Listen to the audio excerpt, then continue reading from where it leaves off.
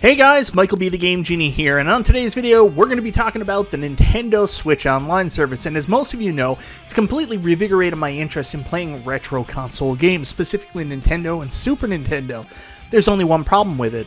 They seem to have just stopped putting out games for it.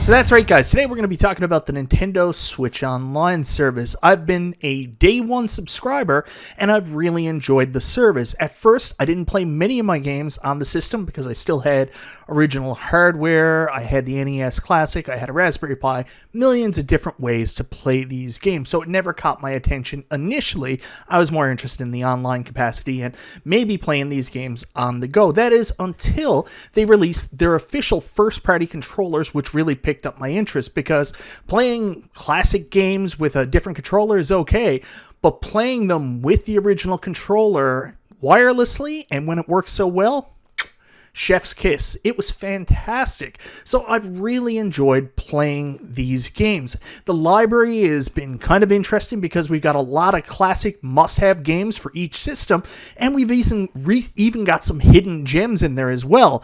However, later on in the life cycle, the games haven't been so fantastic, and up until recently, we've been getting piss-poor games, not regularly, and then none at all. So like I mentioned, I'm a huge fan of the Nintendo Switch Online service. Here you can see very early on in the process where they released my very first video game of all time, Super Mario Bros. 2. I gotta say that right for you Americans who are gonna make fun of my Newfoundland accent. Super Mario Bros. 2. And when the game lineup for Nintendo Switch Online first came out, and when they started adding, they were adding different games each month for the service. Then it started to slow down a little bit. That is until the Super Nintendo was also released, and then we got another influx of games for the Nintendo Switch Online service. The problem with the Super Nintendo was it started out fast and heavy, then it quickly changed from them doing monthly updates to them doing kind of like quarterly updates, and then it kind of went to they'll do an update whenever they kind of feel like it. Then on top of that, the uncertainty of when we would be getting games was also the question of the quality of games we've got. As you can see, here's the July game update that featured the Claymates game we were just looking at, which wasn't so good. Jelly Boy, which is a game I've never heard of, and I know lots about the Super Nintendo, trust me. And this last one is Bomboozle, which that was a good way to describe this entire release schedule here. This is a Bomboozle. They all suck. The best way to describe all these games is they would clearly be in the clearance bin at Byway here in Canada or your local discount store. That's where you'd find these games because they did not sell well first party. So it really is a strange idea that Nintendo would offer these games as a monthly update. Like I've mentioned before, playing these games with the original controller is an absolute must. It completely changed my view of playing all these games. It brought that wave of nostalgia back to me. The nostalgia factor playing these games on, like, say, a Wii or a Wii U or on the Switch with the original controllers just doesn't have it the same way that they do with these initial controllers. So that's completely modified the way that I play these games and why I'm so excited. But the problem is, I only got them recently, and I've been waiting for more games to come to the library. But it's been a long time since we've got a new game. There has been nothing released for the Nintendo or the Super Nintendo that I can remember for a while now, as Nintendo have moved to their new paid service, the Switch Online expansion pack that's featured N64 and Sega Genesis.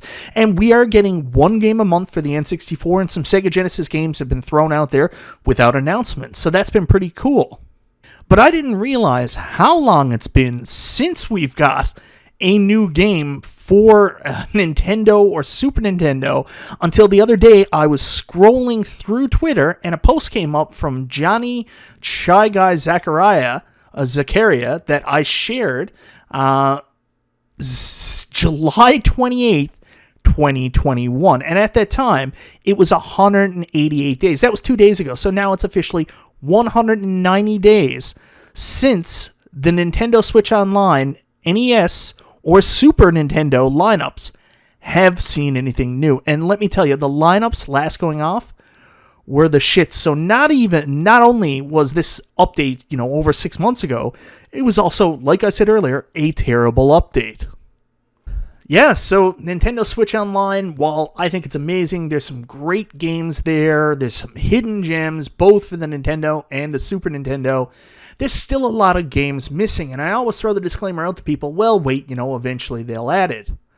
But will they? I mean, ever since the expansion pack has come out, the Nintendo Switch, NES, and Super Nintendo seem to have been forgotten. In fact, they seem to be forgotten while people were ramping up to release the expansion pack. So it's a little frustrating and it's a little disheartening, especially since I just got my NES and Super Nintendo controllers and I want to go back and play everything, but it doesn't look like anything else is getting added to the system. And I'm not the only one who feels that way. If you take a look at some of the responses to my tweet, and I mean, I'm not a huge influencer by any means, you've got people coming in, Blip Jazari, saying, yeah, I'll probably cancel mine as well. Pretty pathetic, in my honest opinion. Link to the Past, I just want all the games they put on the Super NES Classic. Switch is missing some big name ones, no reason for this. Don't think that's too much to ask for. I completely agree as well. It really bothers me that we don't have Super Castlevania 4 on the Switch Online service, and I'm assuming it's because it's on the Castlevania Collection. But then again, Castlevania Bloodlines is on the Sega Genesis Online service, so I don't know why they can't put Super Castlevania or Castlevania on the NES. And we also are missing like Final Fantasy, Super Mario RPG, so there's a lot of room to grow for the Super Nintendo offerings, and they just don't seem to be doing anything with it. And then my buddy Chris, under his new YouTube channel, Slaying Mold, I've actually been considering dropping my subscription at this point. I'm getting nothing for it. That's not true, Chris. You can always play, what's the game? Crystallis. Crystallis is on the service, so that's a good one. And what's even more frustrating is I went back to check to see if Nintendo had at least provided some updates on what their plans are, the roadmap for the Nintendo Switch Online service. Now, specifically, this is for people that didn't opt to add on the expansion pack, so people just with the original Switch Online, what new value or value proposition are they getting for their investment each month? And I found this, and I found this a little misleading. So on January 7th, Nintendo of America posted Super Mario Bros. The Lost Levels was the Japan-only sequel to Super Mario Bros., but it's playable today with Nintendo Switch Online. So I've got to go check, but is this a new game that was added? I know it's not new because if you go back here, I mean, you could already play it on Super Mario All-Stars, which was already on the Switch Online. So I'll check to see if Super Mario Brothers The Lost Levels was added, but it's hardly a new game. It's just one option there.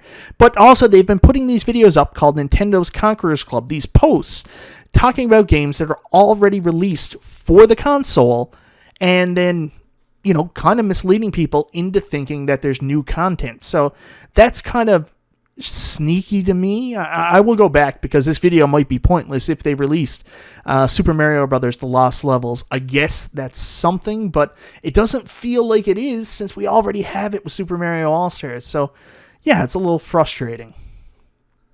So for those of you out there with the Nintendo Switch Online service, with a passion for playing retro games on the Nintendo Switch, whether you use the controllers or not, do you feel you're getting good value for your Nintendo Switch Online subscription? Say, for example, you didn't get into Expansion Pass, you're not interested in 64 Sega Genesis, you just wanted to play some games online, plus you wanted to play NES and SNES, or if your focus was on the SNES and the NES games on the service, do you think you're getting good value for your dollar? While there are a ton of great titles on there and some hidden gems that I actually plan to talk about in a future video, the question is, are they going to add anything more? And is there any future value for this service, or do we already have what we're going to have on it for the amount we're paying? Anyways, guys, let me know your thoughts in the comments below. I want to say thank you so much for watching this video. This is Michael B. the Game Genie, and I'll talk to you next time.